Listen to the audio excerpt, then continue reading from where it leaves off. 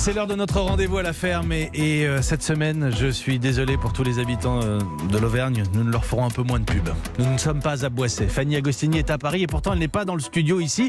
Fanny, en direct du Salon international de l'agriculture. Bonjour Fanny.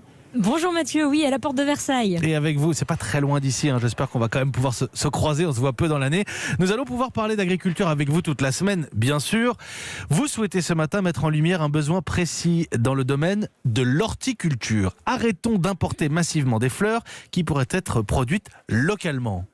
Bah oui Mathieu, c'est vrai que c'est un comble. La plupart du temps, quand vous offrez des fleurs, vous offrez en fait un bouquet de CO2 en quelque sorte. 9 fleurs sur 10, il faut bien se le dire, viennent du Kenya ou de Colombie, arrosées de tout un tas de produits pour tenir le choc du voyage. Et pire, même quand les fleurs sont produites en France, comme par exemple dans l'arrière-pays niçois, elles doivent faire 3000 km et transiter par des plateformes de distribution situées en Hollande, car la Hollande, vous le savez, détient le monopole du marché et elles reviennent ensuite en boutique à Nice. Donc c'est vraiment une aberration et un non-sens aussi bien écologique qu'économique. Et ça fait des siècles et des siècles qu'on achète en Hollande pour tout ce qui est horticulture. Figurez-vous que la première crise économique et financière serait due à une espèce d'inflation et de spéculation sur des bulbes de tulipes. On parle de ça il y a 3 siècles au moins. Pourquoi est-ce que nous ne consommons pas des fleurs locales, Fanny ?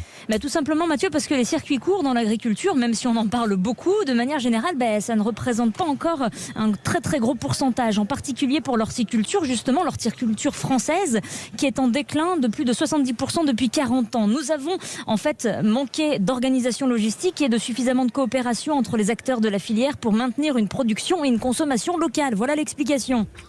Comment est-ce qu'on fait pour connecter les producteurs et les fleuristes locaux, Fanny ? Le mot-clé, il est un petit peu là. Connecter, c'est là où le numérique peut vraiment nous aider. Les outils digitaux qui aident à structurer la filière, comme Fleurs d'ici. C'est une initiative qui est portée par 2 entrepreneuses que j'ai rencontrées hier sur le Salon de l'agriculture, Chloé et Hortense, qui créent du lien entre producteurs, fleuristes et consommateurs d'un même territoire. C'est un premier grand réseau de fleurs éthiques 100% françaises qui demande aux distributeurs de signer une charte d'achat responsable.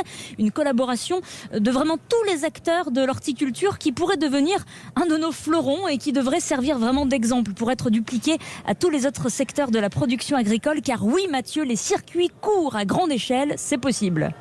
Merci beaucoup Fanny Agostini, déjà parce qu'il faut le rappeler, l'horticulture c'est aussi de l'agriculture, qu'on a toujours besoin de fleurs, mais tant qu'à faire des fleurs locales et de saison, on apprend des choses au contact de la nature. Fanny Agostini au Salon de l'agriculture toute la semaine, c'est notre rendez-vous à la ferme. À tout de suite.